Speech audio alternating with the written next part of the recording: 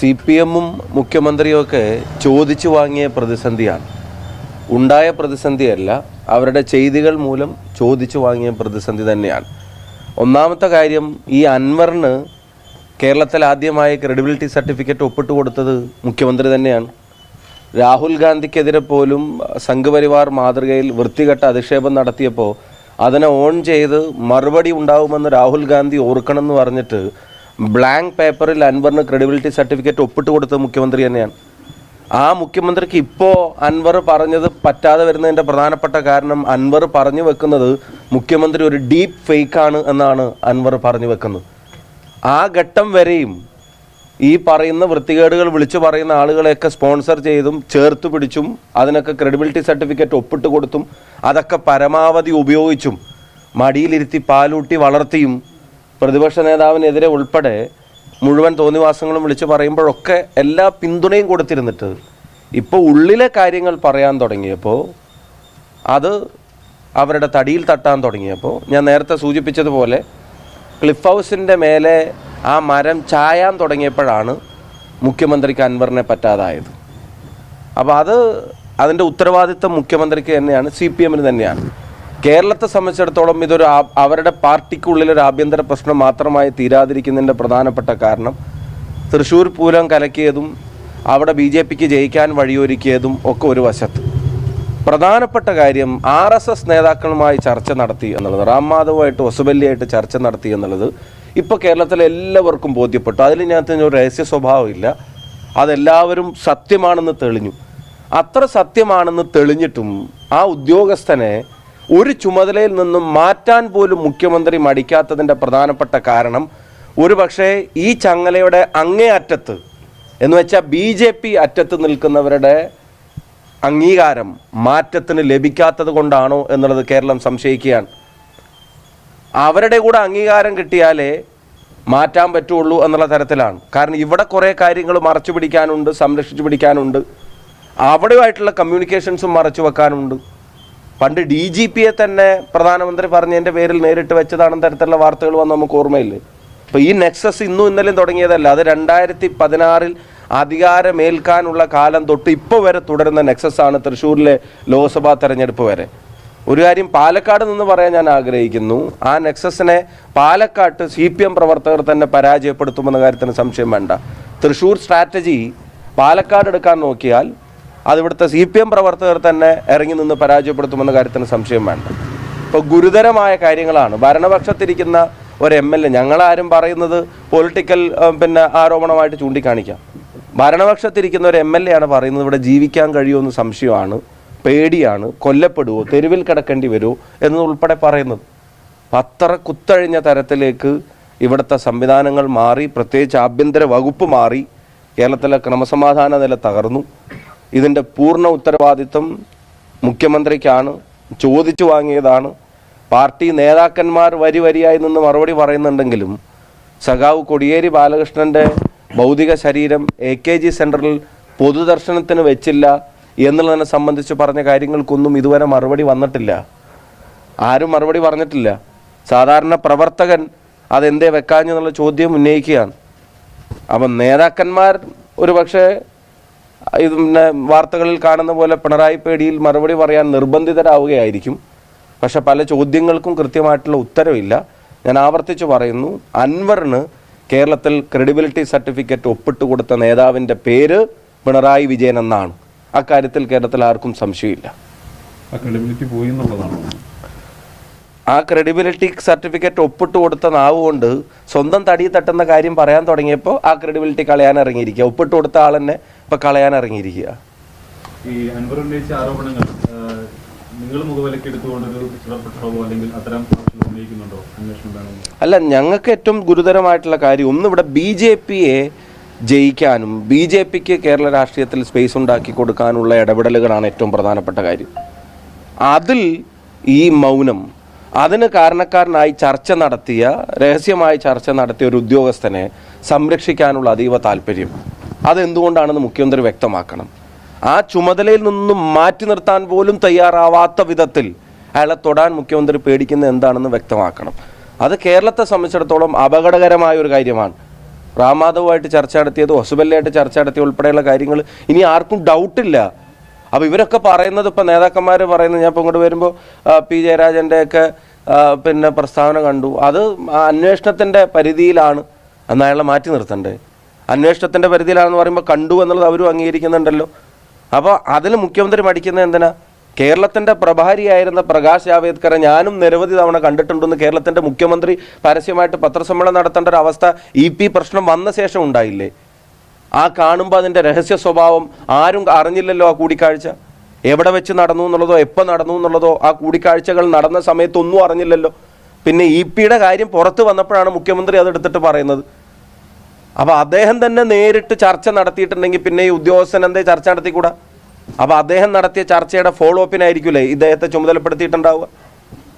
തൃശ്ശൂർ പൂരത്തെ സംബന്ധിച്ചുള്ള റിപ്പോർട്ട് ഞങ്ങൾ പറയുന്നത് ഇപ്പോൾ രാഷ്ട്രീയമാണെന്ന് നിങ്ങൾക്ക് പറയാം. സുനിൽകുമാർ എന്താ പറഞ്ഞത്? ഒരാഴ്ചക്കുള്ളിൽ, ഏതാനും മാസങ്ങൾക്കുള്ളിൽ, 5 കഴിഞ്ഞിട്ടും അന്വേഷണം ആരംഭിച്ചിട്ട് പോലും ഇല്ല എന്നുള്ള കാര്യം സംശയം ജനിപ്പിക്കുന്നു എന്നുള്ളത് തൃശ്ശൂരിൽ ഇടതുപക്ഷ മുന്നണിക്ക് വേണ്ടി മത്സരിച്ച സ്ഥാനാർത്ഥിയല്ലേ നേരിട്ട് പറയുന്നത്. അതിനൊക്കെ എവിടെ തൃപ്തികരമായ മറുപടികൾ? പഴഞ്ചൊല്ലുകൊണ്ട് ഇതിന് മറുപടി ആവില്ല. തൃശ്ശൂർ പൂരത്തിൻ്റെ കാര്യത്തിൽ BJP ഒരു മൗനം തുടരുകയാണല്ലോ, അവരൊരു നിലപാടും വ്യക്തമാക്കുന്നില്ല. അതിനെക്കുറിച്ച് എന്താ പറയുക? അല്ല, BJPയെ സഹായിക്കാൻ വേണ്ടി ചെയ്തൊരു കാര്യത്തിൽ അവർക്കൊരു ഗ്രൗണ്ട് ഉണ്ടാക്കി കൊടുക്കാനും ഒരു ജയം ഉറപ്പ് വരുത്താനും കാരണമായേക്കാവുന്ന തരത്തിൽ ചെയ്തു വെച്ചൊരു കാര്യത്തിൽ BJPക്ക് എന്താ പറയാൻ പറ്റുക? RSSൻ്റെ നേതാക്കന്മാർ കണ്ടിട്ടില്ല എന്ന് അവർക്ക് പറയാൻ പറ്റും. അവരുടെ അതൃപ്തി എന്താണെന്നറിയോ? RSS നേതാക്കന്മാർ കണ്ടത് പുറത്തറിഞ്ഞു എന്നുള്ളതാണ് അവരുടെ അതൃപ്തി. BJPക്ക് പിണറായി വിരോധം ഇല്ല, പിണറായിക്ക് പറയപ്പെടുന്ന സംഘപരിവാർ വിരോധവും ഇല്ല. രണ്ടു പേർക്കും അന്ധമായിട്ടുള്ളത് കോൺഗ്രസ് വിരോധം മാത്രമാണ്. BJPക്ക് പിണറായി വിരോധം ഉണ്ടായിരുന്നെങ്കിൽ നിങ്ങൾക്കറിയാം ദേശീയ അന്വേഷണ ഏജൻസികളൊക്കെ കോൺഗ്രസ് നേതാക്കന്മാരെ എങ്ങനെയാണ് വേട്ടയാടുന്നത് എന്നുള്ളത്, അല്ലെങ്കിൽ പ്രതിപക്ഷത്തിരിക്കുന്ന നേതാക്കന്മാരെയൊക്കെ എങ്ങനെയാണ് വേട്ടയാടുന്നത് എന്നുള്ളത്.